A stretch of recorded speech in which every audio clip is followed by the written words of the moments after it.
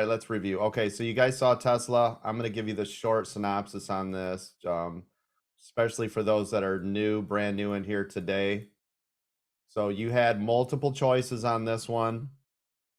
That's why I'm sitting on the 2-minute. You could have bought in right here, which is somewhere in here, right? So you've got two different strategies, new people, right here. You've got a 2-minute strategy. You've got a scalp strategy. These are completely different, never to be confused with each other. 2-minute entry was a go here, right? You wrote it up. You have to have 25 to 40% is your coverage to get you out of the gate, which is going to look like this. You did. It ran the rest of the day. I told you to keep your dirty little hands off it.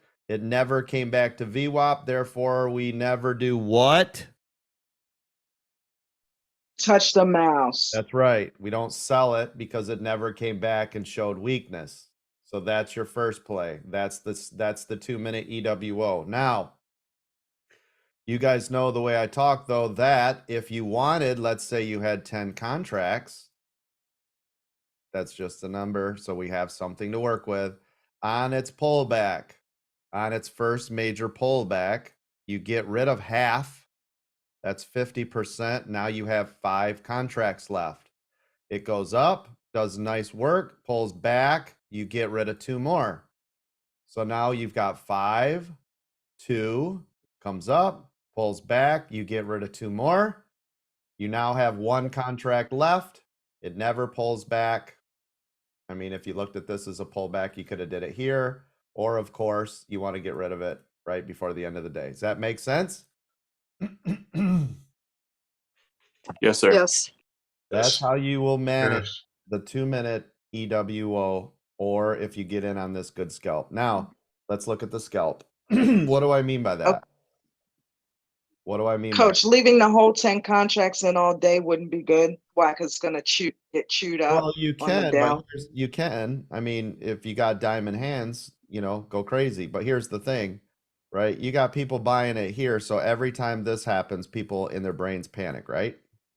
Right.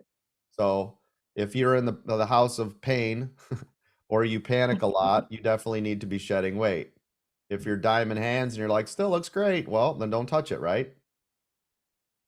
I like Got it. to scalp as it goes up. The reason is because if I sold half here and then it does decide to continue to rip down, right? I've collected 50% from here to here. Right? And if it's Okay, that makes sense.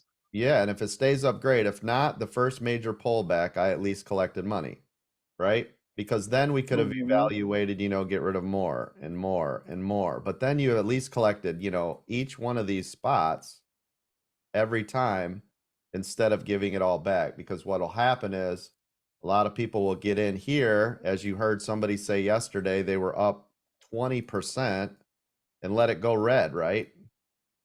Like, no. So it comes up right here is nice. You put your stop in, scoot your stop up. So you're giving it some breathing room here, right? You can either shave or not.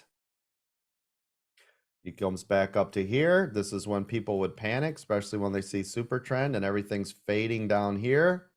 You could shed, or if you've got diamond hands because you bought it here, you're still okay, right? Because remember the rule, the farther you go away from what you paid, the less you need to worry about it, right?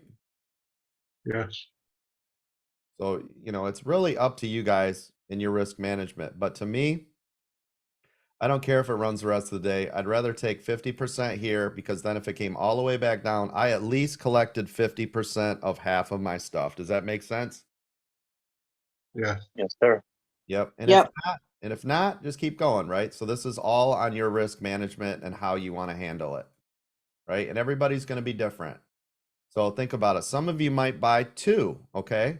So let's say right here, you bought 2 contracts. And if you can't afford Tesla, buy TESLAC or TSLL, right? There's alternatives you can buy to get in here, even if you can't afford to buy Teslas, okay?